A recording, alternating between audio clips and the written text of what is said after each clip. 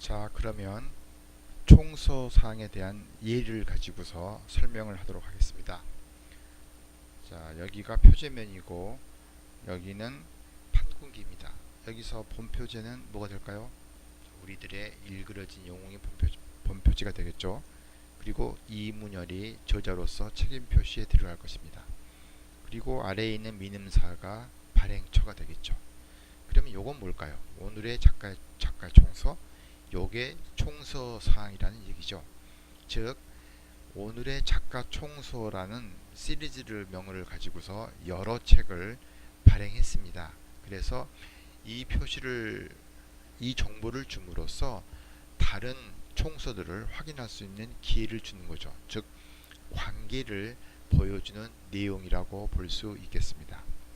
그럼 요 내용을 가지고서 여러분들이 한번 지금까지 수업 시간에 다루었던 목록 사항들을 한번 체크를 해보도록 하겠습니다.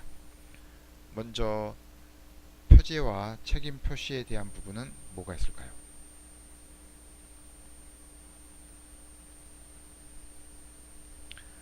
본표제는 우리들의 일그러진 영웅이 본표제가 되겠죠.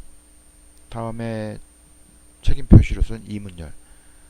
판사항은 뭐가 들어갈까요? 여기를 보면 1판이 1992년에 그리고 1판 46세가 2005년, 개정증보판 1세가 2005년, 개정증보판 6세가 2007년입니다. 이 책은 개정증보판이죠. 그러니까 판사항은 개정증보판이 되겠습니다. 그럼 요 세 표시는 들어가야 할까요? 들어가서는 안 될까요? 우리가 이 앞 시간에 이야기할 때 세 표시는 4년 혹은 5년 정도 차이가 났을 때는 세 표시를 해 주라고 이야기를 했습니다. 이 경우에는 2년 차이밖에 없기 때문에 세 표시가 필요 없겠죠. 그래서 개정증보판 연도는 개정증보판 1쇄가 발행된 2005년이 되겠습니다. 페이지 형태사항으로서 이 쪽수 그리고 크기가 표시가 되어 있습니다. 총서사항 표시는 괄호 열고 오늘의 작가 총서 한 칸 띄고 세미콜론 한 칸 띄고 권차 표시로서 20권 그리고 괄호 닫고 이런 형식이 되겠습니다. 다음에 주기사항에 대한 부분입니다. 기술 방법은 두 가지 이상의 주기가 있을 때 각기 관련된 서지사항의 기재순에 따라서 기술한다고 이야기를 하고 있습니다. 즉 이 기재수는 한국 목록 규칙에 나와 있다는 얘기죠. 하지만 실제로 여러분들이 즉 캐탈로그가 목록 작성자가 중요하다고 생각이 되면 언제든지 여기 주기사항에 표시할 수가 있습니다. 그 사항이 바로 여기죠. 다만 특정한 서기사항에 속하지 않은 주기는 맨 앞에 기술한다고 이야기하고 있습니다. 즉 목록 규칙에 제시된 주기사항 외에도 얼마든지 언제든지 기술할 수 있다는 얘기죠. 그러면 기술하는 형식은 어떻게 될까요? 사실 간단하게 명료하게 표시하는 걸 요구하고 있습니다. 그래서 통일된 표준 형식, 즉 그 도서관에 통일된 표준 형식을 가지고서 도입어구, 주어가 되겠죠? 그 다음에 공통어구를 사용해 가지고 하라. 예를 들면 본문 언어는 한국어임, 지명은 이탈리아어임, 이런 식으로 표시하려는 얘기죠. 주기사항의 한 가지 사례를 보면 대등표제 같은 경우에 표제와 책임 표시에서 두 가지 이상이 되는 경우에 필요하다 그러면 주기사항에다 표시해라. 또는 원표제도 주기사항에 표시하라. 뭐 이런 내용들이 있죠. 그래서 대등표제 그리고 요 콜론 이때는 뒤에 중간 띄고 떼고가 아니라 바로 붙여서 대등표제하고 붙여서 콜론하고 한 칸 띈 다음에 대등표제를 표시를 하는 거죠. 원표제도 마찬가지죠. 원표제 콜론 한 칸 띄고 원표제명을 여기다가 표시를 합니다. 주기사항의 중요한 것 중 하나가 학위 논문 주기입니다. 일반적으로 석사나 박사와 같은 학위 논문은 이 주기에다가 표시를 해줘야 합니다. 학위 논문 주기의 표시는 학위 논문 괄호 열고 학위의 구분 괄호 닫고 한 칸 띄고 대시 한 칸 띄고 학위 수요 대학과 대학원 컴마 전공 학과와 전공명 컴마 학위 수요 연도 내용이 포함되겠습니다. 자, 예를 들어보겠습니다. 강남대학교 대학원 문헌정보학과에서 석사 학위를 받은 내용입니다. 그래서 학위 논문 가로 열고 석사 그리고 강남대학교 일반대학원 컴마 문헌정보학과 컴마 연도 2012